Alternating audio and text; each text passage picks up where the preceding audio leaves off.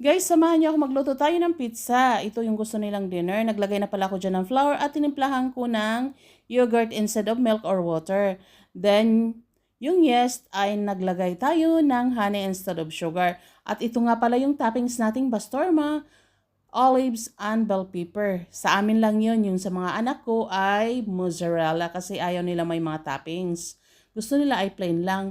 At habang inaantay natin maluto yung iba guys, naggawa pala ako dito ng pickles, cucumber at bell pepper. Pinaghalo ko at tinimplahan natin ng warm water, tsaka vinegar, salt, pepper, and may konting garlic. Then mix lang natin guys. At ito na nga, lagyan na natin. Ilagay na natin para makain agad. Kaya warm water ay nilagay ko.